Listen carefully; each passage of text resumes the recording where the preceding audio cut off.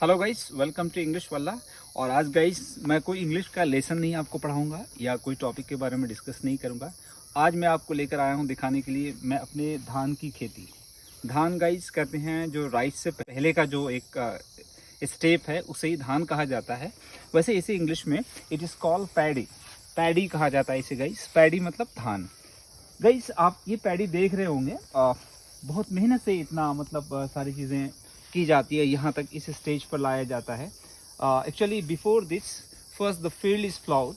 पहले इससे पहले जो है ना खेत को जोता जाता है and then it is prepared like muddy, और थोड़ा मडी टाइप का कीचड़ टाइप का इसे तैयार किया जाता है। देन पैडी इज़ सॉन, फिर बीज बोया जाता है और उसके बाद फिर गाइस इसे प्लांट को रूट आउट किया जाता है, उखाड़ा जाता है, फिर से बोया जाता है। तो बड़ा एक लंबा प्रोसेस है गाइस।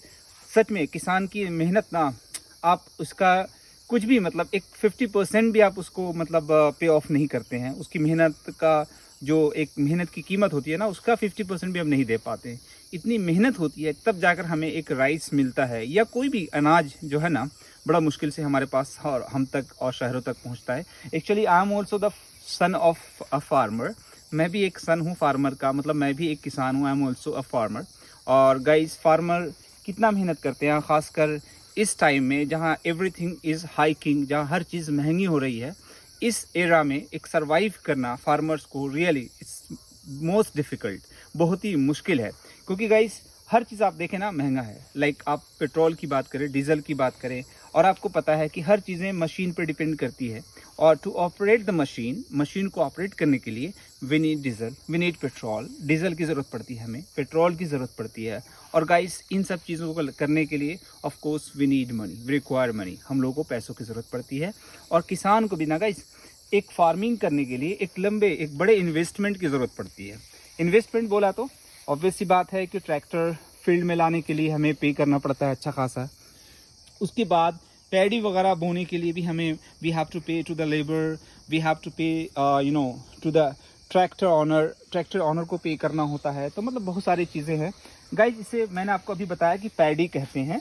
थोड़ा ये अभी ग्रीन है, इसके बाद थोड़ा येलो इस पे मतलब पूरा येलो हो जाएगा, फिर इसे कहते हैं कि पक गया and then it is harvested. फिर इस फसल को काटा जाता है। फेमस मतलब एक फसल है, और it mostly depends on actually ये डिपेंड करता है ना रेनी सीजन पे।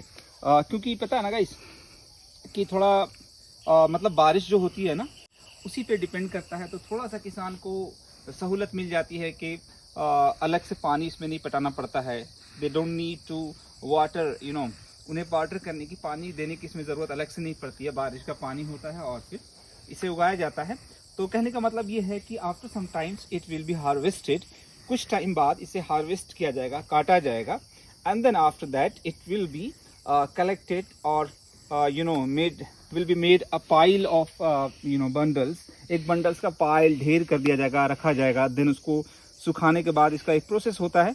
देन इसको काट कर और एक तैयार करके it is packed in the bags और पैक किया जाएगा बोरियों में। एंड देन उसके बाद फिर इसे राइस मिल में, या फिर जैसे भी कुछ किसान ऐसा होता है कि घर पे ही दे जस्ट बॉयल इट, इसे बॉयल करते हैं, फिर सुखाते हैं, फिर इसे मशीन में लाकर जाकर एक प्रोसेस के बाद राइस मिलता है। तो आप सोच सकते हैं कितनी मेहनत लगती है।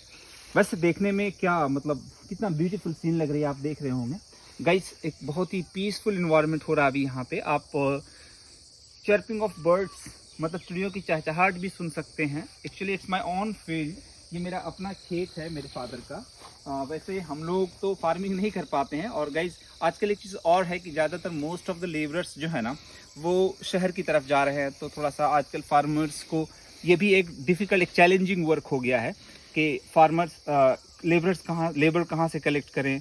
क्योंकि आपको पता है ना हर चीज़ को, जैसे अब इसे बोने के लिए लेबर की ज़रूरत पड़ती है, इसे हार्वेस्ट करने के लिए ज़रूरत पड़ेगी। मतलब एक आम फार्मर से नहीं हो पाता है, तो ऑफ कोर्स हमें लेबर की ज़रूरत पड़ती है। तो ये सब भी एक चैलेंजिंग पार्ट हो गया है लाइफ का। तो मुझे तो लगता है ना आने वाले वक्त में हमें राइस मिलना, ग्रेन मिलना रियली डिफ़िकल्ट हो जाएगा गाइस। पैसे से हर चीज़ नहीं मिलती है ना। आप पैसा कहीं भी दे ले तो एक चीज़ अवेलेबल होने के लिए, जैसे हमारे पास एक गेहूं अवेलेबल, वीट अवेलेबल होता है, राइस अवेलेबल होता है, कोई भी ग्रेन अवेलेबल होता है ना गाइस, तो उसके लिए एक बहुत लंबा चौड़ा प्रोसेस किसान के लिए होता है, बहुत मेहनत की ज़रूरत होती है। हम तो बस ये समझते हैं ना पैसे से ख़रीद लेंगे। गाइस उसके पीछे कितना मेहनत करते हैं किसान, उस चीज़ को हर आदमी नहीं समझ सकता है।